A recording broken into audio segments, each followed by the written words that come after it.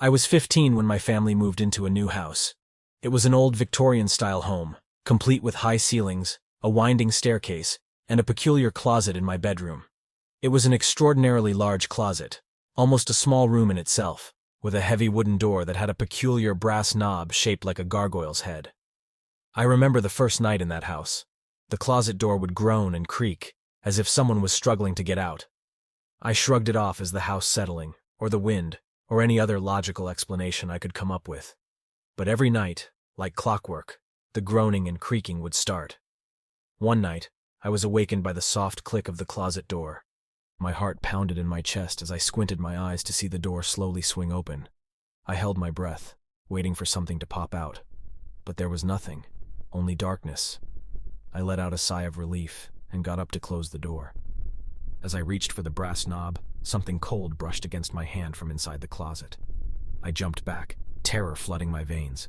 But before I could scream, I heard a soft, raspy voice whisper, "Don't be afraid." I was frozen, my eyes glued to the darkness inside the closet. Slowly, a dim light began to grow from the closet, revealing an old woman dressed in Victorian-era clothing. She had a sad smile on her face as she repeated, "Don't be afraid."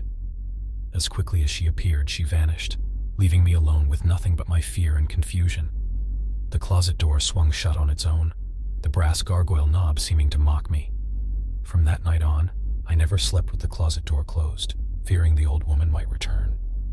The old Victorian house was not just a house anymore. It was a haunting reminder of the night I was forced to face my fears, the night when my closet became the gateway to the unknown.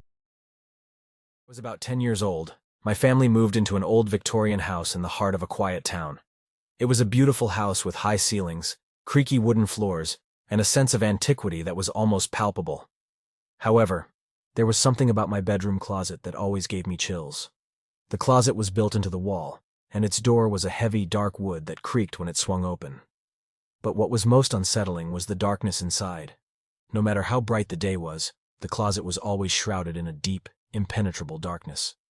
One night, a storm was raging outside, thunder shaking the foundations of the house. I was in bed, trying to ignore the occasional flashes of lightning that illuminated my room, when I heard a faint noise. It was a soft scratching sound, like fingernails against wood, coming from the direction of the closet.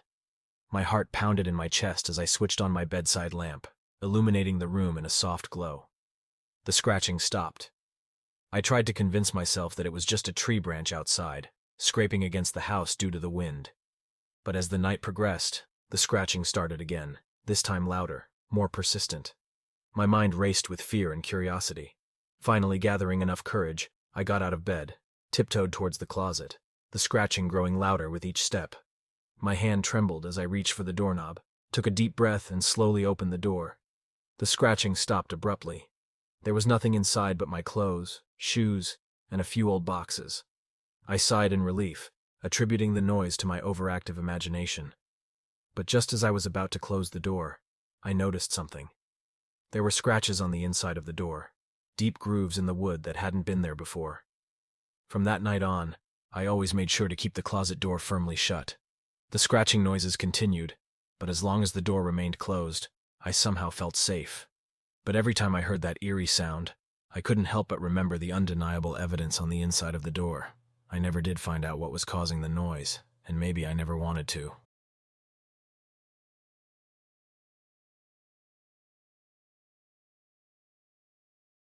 Ever since I was a child, I've always been afraid of the dark. So when my parents moved us into an old two-story house when I was about 12, you can imagine my anxiety. My room was spacious and had an antique charm, but what caught my attention instantly was the massive walk-in closet with a door that creaked ominously when opened. The closet was unsettlingly dark, even during the day. As nights fell, it seemed to become a black void in the corner of my room.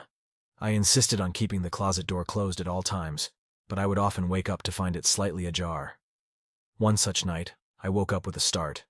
The room was bathed in moonlight, casting an eerie glow around. I noticed the closet door was open, a sliver of darkness against the moonlit room.